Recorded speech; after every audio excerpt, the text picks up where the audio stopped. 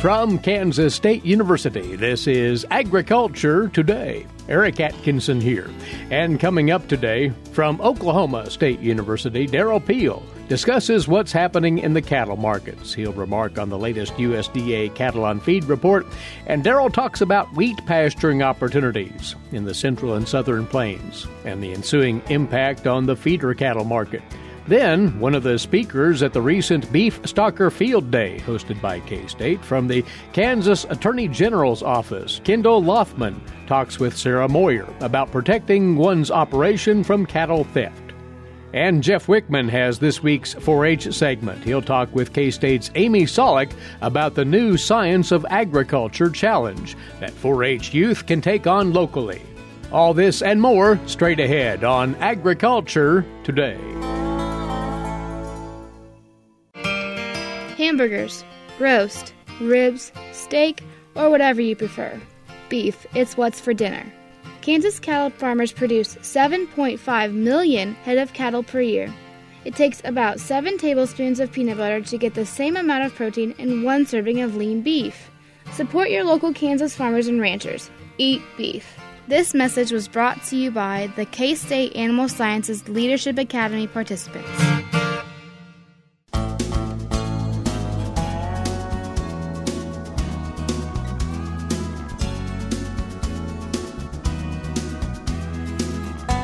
You're listening to Agriculture Today. Glad to have you aboard on this Monday, and it's around first off to the cattle market scene as we talk once again with Derrell. Derrell is a livestock economist at Oklahoma State University, and along with us from his office in Stillwater, Oklahoma, today. Well, Derrell, we've quite a grab bag of things to get into today, including the latest USDA cattle on feed report, but a quick recap of the trading last week. The fed cattle market seems to be stuck yet in this very narrow trading range and no real movement either way. That's exactly right. This market has moved sideways for the last several weeks here, and I think we're probably at a point here where we're going to see the thing change a little bit. I think there's a general expectation that we will actually see a little bit tighter supplies, and seasonally we normally expect to see a little tighter supplies in the fourth quarter. So we may eventually be able to move this market up a little bit as we go forward. But and boxed beef prices have held relatively well, so I think there's an opportunity here to see a little bit of improvement in this market. Whether we're quite ready to do it this week or not, I think remains to be seen. It sounds as if you're thinking it'll be only modest improvement, though, at the best. Yeah, I don't think we're expecting a big run-up in prices. I mean, we've been hanging in that 110 to 111 for live fed cattle prices. We've got the potential certainly to move up another $3 to $6 probably between now and the end of the year, something like that. But to attach to that, the USDA's cattle on feed report, which came out on Friday, a bit of an unexpected there in the form of the placements number, which came in short of what many had anticipated. That's exactly right. The October cattle on feed report had placements coming in at 5% down from a year ago. That's actually below even the lowest of the pre-report estimates that I saw. That should provide a little bit of a bullish tone to this market this morning. The marketings were also down from a year ago. But, overall, the cattle on feed total as a result of all of that comes in at 105% of last year. Most of the analysts, at least on average, were expecting it to be more like 106% or a little bit higher. So again, reflecting a little bit of tightness in these feedlot numbers. Just how much should be read into that placement number in that we had seen placements rising report after report for some months now? Well, I think the numbers were kind of variable in terms of expectations, but one of the things that we have commented on in the past is the fact that we did see a lot of lightweight cattle placements in the late summer, early fall period. So some of that was cattle placed early and not available now for placement. So it's always important to kind of take any given monthly cattle on feed report and sort of put it in the context of 3 or 4 months of cattle on feed reports to really get a better perspective. And I think that's probably the case here as well. Well, at least it was not a negative report, and that's the main thing, as it came out last Friday. You, at this time of the year, tend to really key on, Derrell, what's happening in the feeder cattle market and, more directly, the demand for feeder cattle for wheat pasturing in Kansas, Oklahoma, the southern plains. This is developed quite slowly, you note. It's been a very unusual year. We started off in late August, early September with cooler temperatures and ample moisture and budgets that look pretty attractive from a stocker, fall and winter grazing perspective.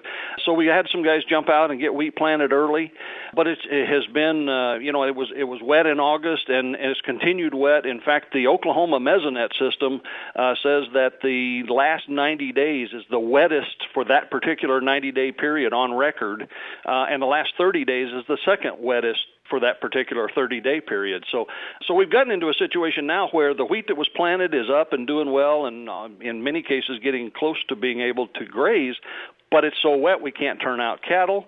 It's been so wet and sloppy here lately we haven't wanted to receive cattle and try to get them healthy. And, of course, the guys that didn't get planted early have been struggling to even get wheat planted at this point. So, and then you throw summer crop harvest on top of that, and basically we rarely complain about moisture in Oklahoma, especially in the fall of the year, but we're close to that at this point in time. Producers would really like to see some dry weather here and get us back on track. And you say this is being reflected at the feeder cattle auctions, where the movement, which may have been brisk if not for the excessive moisture, is just not as active as it might have been. It's been more volatile in the auctions. We had a counter-seasonal run-up in feeder prices in Oklahoma through September. They really peaked the last week of September. We had a big run of cattle the first week of October, but then since then, the auction volumes the last 2 weeks in Oklahoma have been about 28% below those same 2 weeks a year ago. So, again, I think weather has affected both sellers and buyers in terms of their ability and willingness to, gather cattle and move them or receive them in these wet, sloppy conditions. That said, with the wheat that's out there growing, we're going to have a lot of wheat pasture. We've certainly got the moisture to confirm that at this point. So I think there's still a lot of demand. If we can get a week or two of dry weather, I think we'll see a lot of guys still chasing these stocker cattle. We probably haven't seen the biggest fall run numbers yet, but we may have plenty of demand to match that, and so I'm not sure we expect a lot of change in prices. I'd say, they could even go up. They're more likely to probably move sideways and probably less likely to have any seasonal lows here at this point. I think demand will keep pace with the supplies over the next 3 to 4 weeks. So then, does this delay impact in any way that expected profitability from grazing wheat? It can cut into days. If it doesn't persist too long, I don't think it'll have much impact now. The budgets I'm running still look, pretty attractive. From the standpoint, there's two keys to winter grazing. One is having enough days to really make it work, and it's always a little bit of a challenge. So if we delay it too much on the turnout, that could start to have an impact, but right now I don't see it at this point. The other thing is, if you look at March futures as an estimate of what you can lock in now for the spring sales, they've dropped a little bit here in the last couple of weeks, but my budget still suggests there's some profit potential in these cattle unless we drag this thing out and are not able to get out on grazing in the next couple of weeks or so. And staying briefly for a couple of moments on feeder cattle, apart from wheat grazing, corn prices have been harvest depressed right now, although there have been delays in picking corn as well. But is the feeder market attuned to that to any degree right now? Oh, I think it is. The generally favorable feedlot ration cost at this point and expectations going forward is built into the market. And, in Oklahoma at this time of the year, we see strong demand for the lightweight stocker calves. We also see pretty strong demand helped by those attractive feed prices for the bigger feeder cattle. There's a little bit of a gap in the middle where we aren't really interested in feeding these 6-weight calves right now, but that's mostly a function of the fact that those calves, at this point, will probably not finish against the April live cattle contract. They'll finish against June, and there's always about an $8 break between those. So, but in general, feeder cattle demand, especially for the heavier feeder cattle, is holding up very well and certainly is benefiting from these cheaper corn prices. All right. Do want to address the trade front, of course, and the U.S. is just about to embark on renewed trade negotiations on 3 fronts: Japan, the European Union, and the United Kingdom. As you look at that, although it's yet to manifest itself, Derrell, what do you foresee as the potential impact on our beef trade, especially when you consider Japan? Well, I think the Japan one is particularly critical. They are our largest export market, and the U.S. faces really an increasingly uphill battle on the tariff situation because, the Japanese have signed agreements, I believe, with the EU recently. And, of course, TPP without the U.S. is moving forward, and that's going to provide some other advantages for members of that trade agreement. So it's very important for the U.S. to get a negotiation done and in place to at least keep pace with what we've had, if not improve it somewhat. That said, it'll take some time. It won't be a real fast process. So I think we're many months away from having an agreement, but obviously you got to start before you can finish it. So, this news is certainly good news. And on the other side of it, with the EU and the UK, our business with those two destinations is not nearly as robust as with Japan, but are those also significant talks?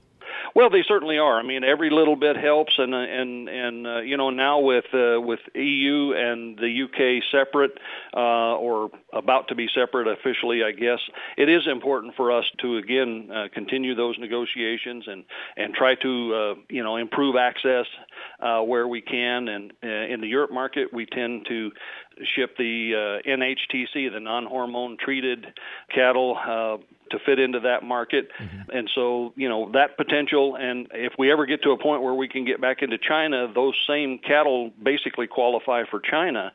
And so there's a better opportunity to realize some additional value from those type of programs. And of course, we continue to press for broader access to those markets in any event.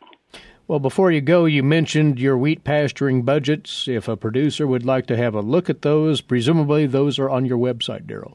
I can make them available. Producers can get a hold of me. They change real regularly, so sometimes the best thing to do is just send me an email. I'm not too hard to find. Derrell.peel@okstate.edu. I'd be happy to try to assist anybody if they would like to look at those. Well, let's look for a further run of open, dry, warm weather to get these fields straightened out to turn those cattle loose on that wheat pasture soon. And Derrell, thanks. We appreciate your time as always. You bet. Anytime. That is Derrell Peel. He is a livestock economist at Oklahoma State University, and he's been our guest on this first part of Agriculture Today.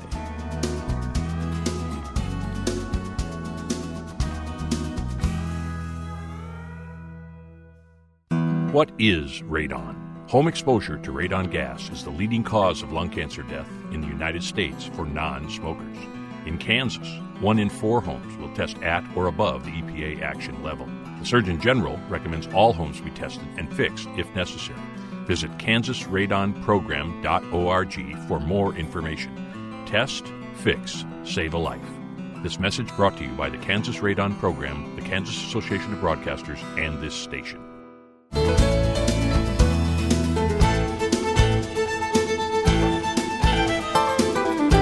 Welcome back to Agriculture Today. I'm Sarah Moyer. It's unfortunate when it does happen, but livestock theft is a reality that some producers in Kansas have experienced. Here to talk about what to do to protect producers and some different strategies and ways to be mindful of what's going on in the cattle surrounding and also just the general operations surroundings. We have Special Agent Kendel Lothman with the Office of the Kansas Attorney General. He covers the whole state and conducts investigations when a theft occurs. Thanks for coming on, Kendel. Thank you for having me. First of all, let's discuss felony livestock theft. Livestock theft is a property crime, so it often looks like other property crimes. A lot of times we have the same type of suspects for the same type of reasons. They need money, and money in a hurry. The one thing that differs with livestock is that outlaws are able to get fair market value for the cattle when they steal them. And in a recent talk that you gave, you talked about pharmaceutical theft as another area that sometimes accompanies livestock theft. Will you explain that as well? Yeah, we see pharmaceutical theft sometimes, and the majority of the time it's in the western side of the state. We have a lot of confined cattle in the western side of the state, and in turn they keep a lot of livestock pharmaceuticals on hand, so that can become an issue. They're very expensive and can be an issue with them being stolen. For those unfamiliar with your position, about how many cases a year do you undertake? I average probably about 27 new cases a year. Do market trends matter to the trends with livestock theft? Are there seasonal trends? What's the pulse on that? Usually we don't see a difference with market changes. So if the market's up, the market's down, we still have cattle theft. The one thing is when the outlaws are stealing cattle, it's all profit for them. So whether they're getting paid high market, low market, that really doesn't make a difference. We do see some trends up in case numbers at the end of grazing season. When people are coming off of grass, a lot of times we get a heavier reporting time just because they notice them missing when they come off and when they're shipping them. So they'll be short head, and we get an influx of reports at that time.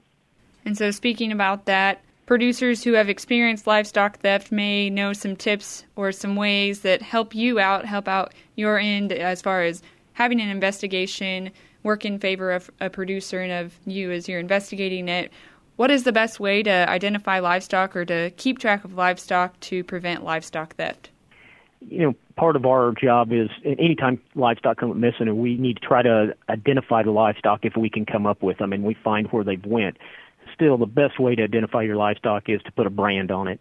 It simplifies the deal, and we can tell real fast that is the animal that belongs to the correct owner. The other thing is, just to check your livestock often, to know if there's a problem, know head counts.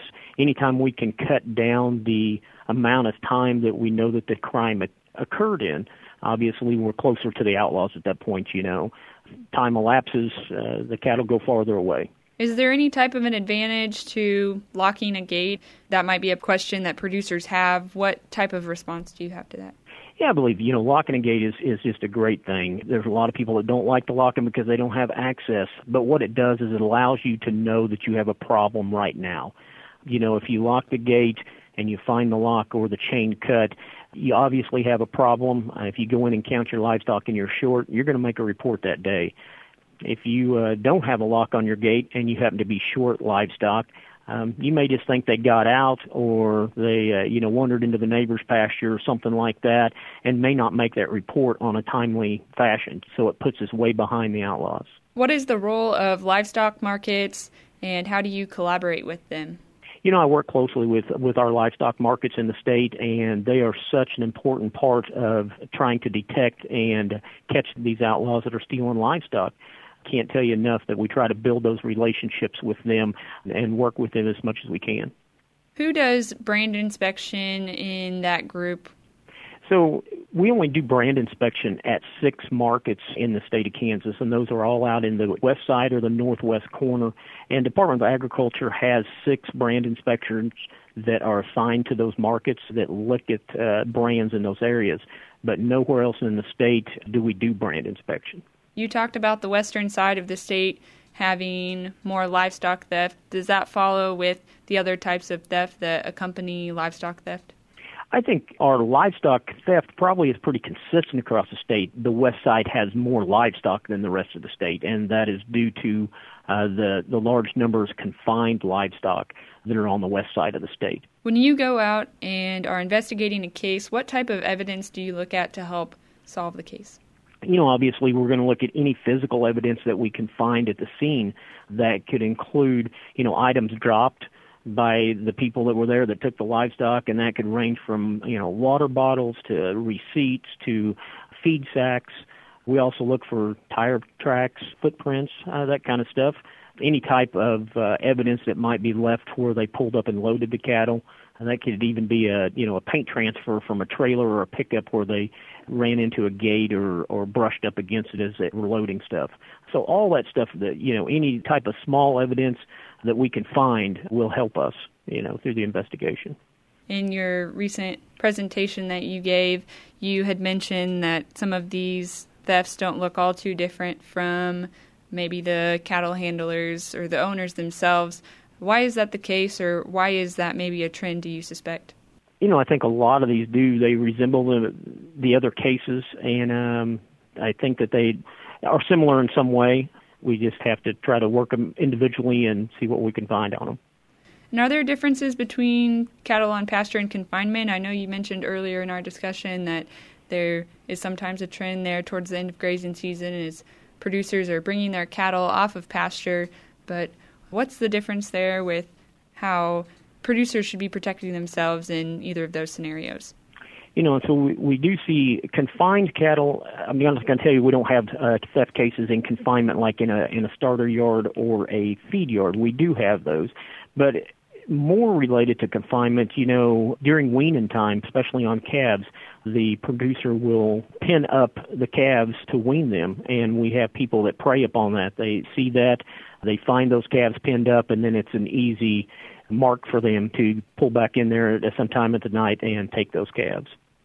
Sounds like record keeping is a good way to keep track of cattle, of course, just for the operations record keeping and for their records over time. But what role does that then play here as far as giving you more information if, unfortunately, a cattle theft would occur? Any type of records that they would keep, ear tag numbers, description of cattle, official ID tag numbers, even just movement of cattle and how long they've been in that pasture, when cattle were weaned, when they were last worked, with head counts. That all gives us somewhere, and it helps us establish the time frame. It also helps us when we're starting to track those cattle. If we would have ear tags or official ID tags on them, then we can track those numbers and look for them through the markets or other places that we might come across them. You said earlier that brands were the most effective way to identify cattle. Why or why not are ear tags a good method in this type of unfortunate situation where there's a crime involved?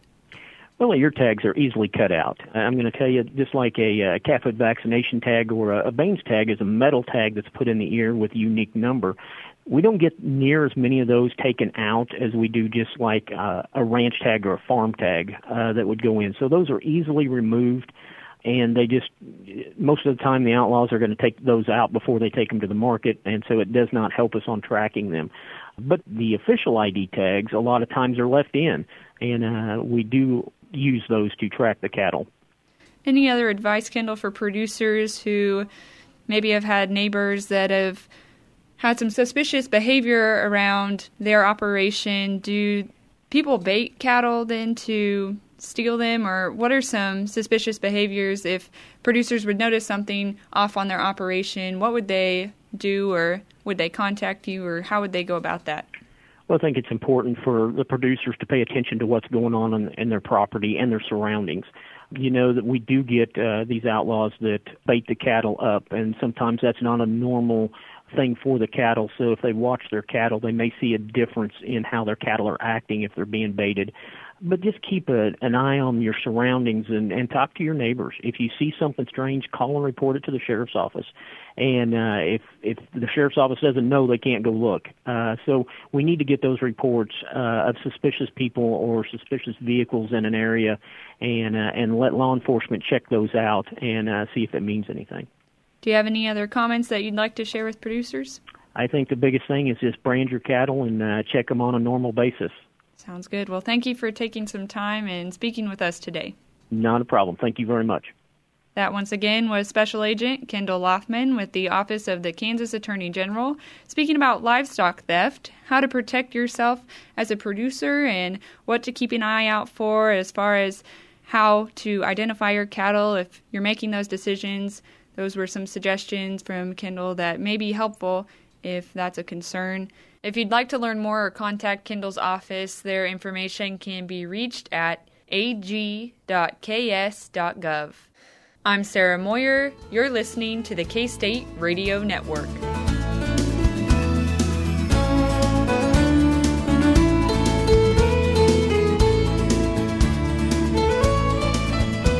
While many people know hunger is an issue in developing countries, it is also a problem in our own backyards. In 2010, 1 in 7 Kansans struggled to put adequate food on the table. 2 K-State research and extension programs are tackling this problem. The Family Nutrition Program and Expanded Food and Nutrition Education Program reach thousands of Kansans in more than 70 counties. They learn how to eat healthy with a low budget. For more information about these programs, visit ksre.ksu.edu.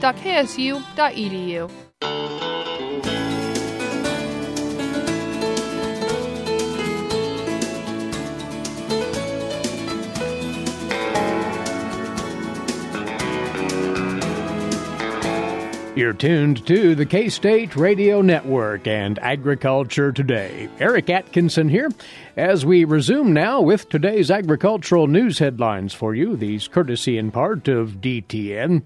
And following up on the USDA's cattle on feed report from last Friday that we spoke with Derrell Peel about a few moments ago, Kansas feedlots with capacities of 1,000 or more head, containing 2.37 million cattle on feed as of October the 1st. That was 5% ahead of last year. The placements in Kansas during September, 445,000 head, up 2% from 2017. And fed cattle marketings for the month of September, 375,000 head, down 4% from last year. That compares to the USDA national numbers on feed at 11.4 million head again. That was 5% above a year ago, and the highest October 1st inventory nationally since the series began back in 1996. Placements in feedlots during September, just over 2 million head, up 5%, and marketings of fed cattle in September, 1.72 million head, 4% below 2017.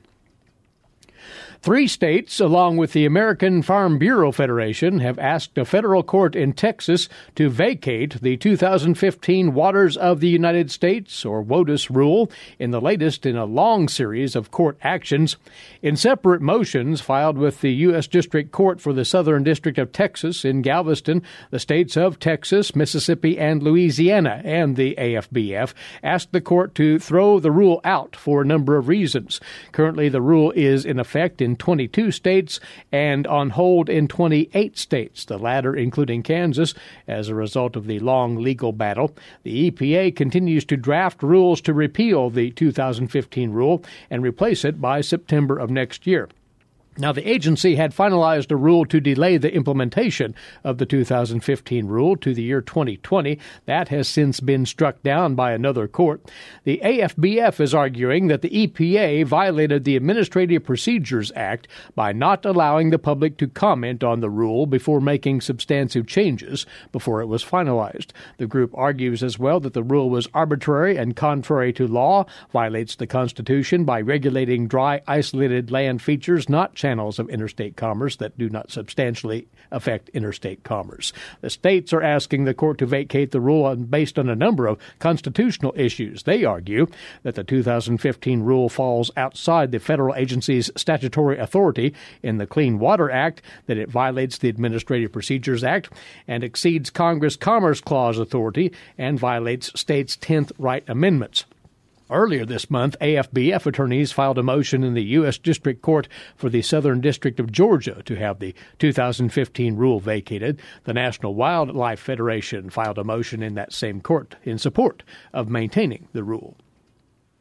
And lawmakers are being urged to approve another hefty package of disaster aid for farmers in the Southeast in the aftermath of the recent hurricanes. Current safety net programs for farms in the Farm Bill are not going to be adequate for this kind of devastation. Those are the words of USDA Secretary Sonny Perdue as he talked with reporters. He said, quoting here, "We just want to make them where they can continue to farm and feed their families." Perdue said the USDA will need a supplemental appropriation similar to the $2.4 billion in agricultural disaster aid that Congress funded following the 2017 hurricanes.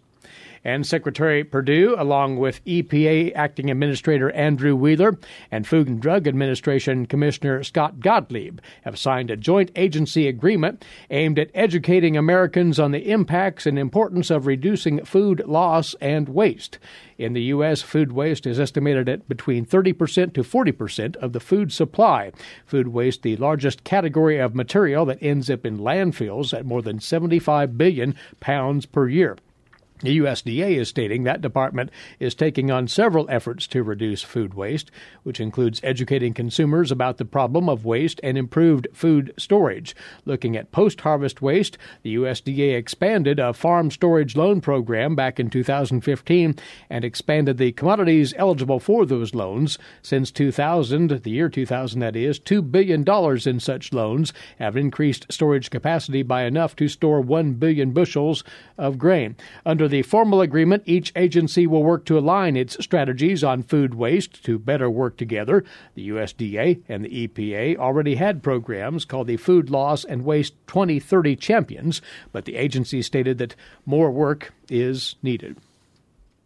By the way, to remind you again, U.S. Secretary of Agriculture Sonny Perdue will be the next speaker in Kansas State University's Landon Lecture Series. His speech will center on his life growing up on the family farm and the lessons he learned from family, school, church, sports, and caring for the land and animals that formed a foundation of serving others. His presentation will be at 10:30 in the morning on Thursday, November the 1st. The location is McCain Auditorium. The Secretary will be the 11th Secretary of Agriculture and the 179th speaker overall to take part in that lecture series. Again, the next Landon Lecture here at K-State featuring USDA Secretary Sonny Perdue. 10:30 in the morning on Thursday, November the 1st in McCain Auditorium. The lecture, of course, is free, and the public is invited to attend. Hope you'll make it there. Now on to this week's edition of Tree Tales. Here's K-State forester Charlie Barden. Charlie? Well, autumn is here, and with it has come cooler temperatures and plenty of rain this fall. While Kansas is not famous for its outstanding fall foliage displays, this looks like a good year for the trees to color up. I've noticed the native ash trees with dark red leaves recently. While sugar and red maples are not that common in Kansas, there are several towns that have planted enough of these trees to really put on a nice show. Hiawatha in northeast Kansas and Baldwin City in the east central part of the state both sponsor festivals in October, a time to hit the peak color of these beautiful trees. Also, take a drive on Highway 69 in southeast Kansas is a designated scenic byway, and the stretch from Lewisburg down to Fort Scott goes through numerous hills and valleys where groves of sugar maple occur naturally, usually on the north-facing slopes. Several of our more common native species also color up nicely, so look for the bright yellow of our cottonwoods and hackberry and the bright red of the sumac. Both of these species look more striking if they have a backdrop of dark green cedars or pines. The prairie grasses have also changed color, and from a distance the hills appear a uniform rusty orange, but on closer inspection you can see brilliant purples and other colors are evident too, while some sunflowers, goldenrods, and asters are still in bloom. The pin oaks, native to the southeastern Kansas lowlands, turn a dark crimson in late October and into November, and the hickories abundant on the hillsides in this region also turn a bright yellow. So this year, on your drive to a fall festival or football game, take a few minutes to enjoy our beautiful, unique fall landscape here in Kansas. You've been listening to Tree Tales. I'm Charles Barden, forester with KSRE Research and Extension. Many thanks, Charlie. Next up, this week's 4-H segment, Jeff Wickman has that on Agriculture Today. Legal and financial concerns surround the day-to-day management of the agricultural industry. Producers, ag creditors, and USDA agencies rely on Kansas Agricultural Mediation Services. If you've received an adverse decision from the USDA or have an ag credit concern, call today 800-321-3276 or visit us online. Kansas Agricultural Mediation Services, exploring options, generating solutions.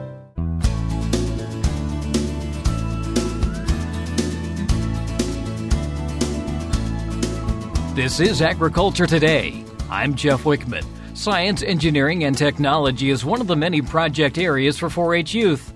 A new program within that project area is the Science of Agriculture Challenge, a hands-on learning experience to identify, then find solutions for agriculture-related issues in the community. Southwest Area 4-H Youth Development Specialist Amy Sollock says the teams participating in that challenge made preliminary presentations at the state fair. 3 teams were then chosen to compete in the final challenge competition at Kansas State University on November 2nd and 3rd. Yeah, we're really excited. This is our first pilot year. We started out back in April, March with 6 teams. And we've had 3 teams really work through the entire process with us, coming to the preliminary round at the State Fair in Hutchinson. And those 3 teams will come back and participate in the state contest here on campus. Now tell us what they've been doing as part of this challenge. So the whole notion of the Science of Agriculture Challenge is that teams of young people identify a problem or kind of an issue that needs to be addressed. They tie it back to agriculture, and they work through the scientific process. They do have the help of an adult volunteer that sort of serves as a coach, kind of walks with them through the process.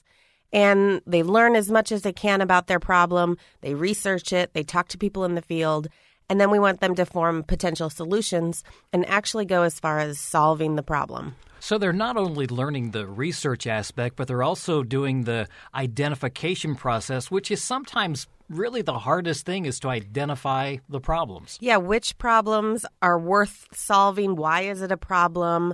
Is there money on the line? What does this mean to the people facing the problem? For instance, our Cowley County team chose pest control.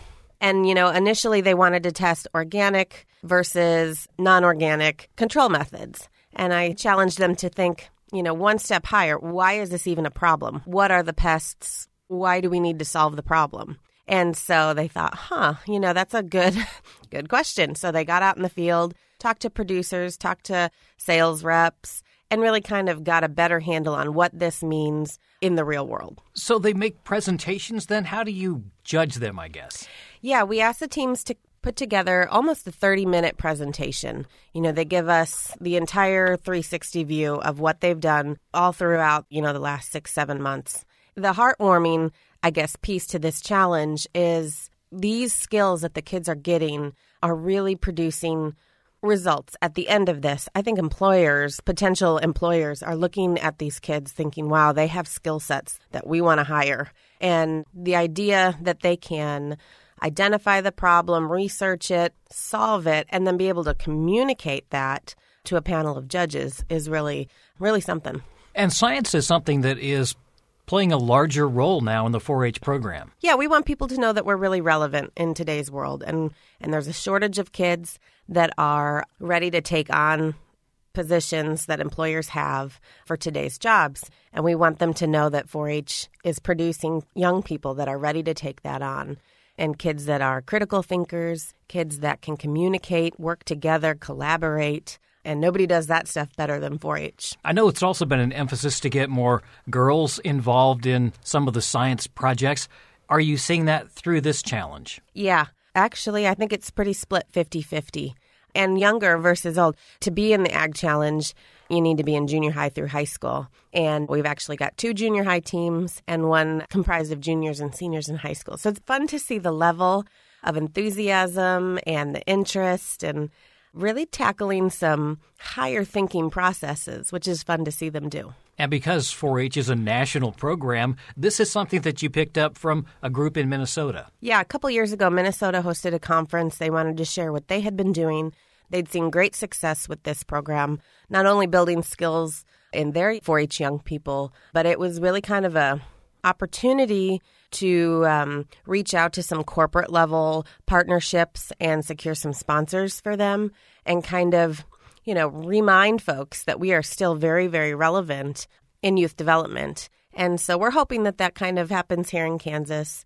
I think we're well known for developing, young leaders. But every once in a while, it's good to refresh kind of the 4-H experience and remind people that we are still relevant and vital in producing young kids for success in the work world. And as we always do, this program was adapted specifically for Kansas. What kind of changes did you make? Yeah, so Minnesota had some regional events that didn't really fit our timeline or the nature of our structure in Kansas. So we held the preliminary event at the state fair, which wasn't really competitive in nature. It was more experience-based. We wanted the kids to hear from a panel of judges, get some really good feedback, and then turn around over the next 2 months, kind of take what the judges suggested, take that to heart, and implement some of their ideas before coming back to the state contest here on campus in November. Now, because these are projects that they identified for their communities, will these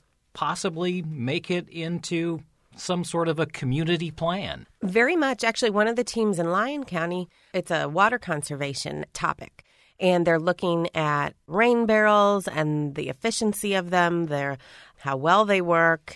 And that was actually one of the pieces of feedback was, take this to some of your legislative bodies there in Lyon County and see what they have to say about this. And what's the real world implications if you were to actually put something into place, residentially, and how would that affect the groundwater levels? And so they hadn't really taken it that step. So I'm kind of hoping that they've done that and can include that in their state presentation. Now, once the state presentation is over with and you've finish this challenge, will you move on to a new challenge? Yeah, we're going to start the program over this winter, so it will open up statewide. It won't be considered the pilot year anymore, so we'll be actively promoting the program to kids and adults that are willing to, serve as that coach. That it really is a crucial piece to this. You've got to have the adult volunteer in place that's willing to walk through this scientific process. It's not so clear cut, it's not step 1, step 2, step 3. It gets kind of muddy, and maybe you need to go back to step 1 and do a little more research. So having that adult in place that kind of guides them through that is really, really important. And I'm assuming some of these teams are going to want to stay together and maybe, hopefully, even expand the size of their teams. Yeah, we heard that in Hutchinson, actually. One of the junior high age groups was already thinking about next year's topic that they were going to try to solve. If somebody wants to find out more about this Science of Agriculture Challenge, is there some places they can go to find out more information? Yeah, we've got a web page with multiple different pages, an information page for kids, an information page for coaches, and even an information page for corporate-level sponsors that are interested in learning what we're doing.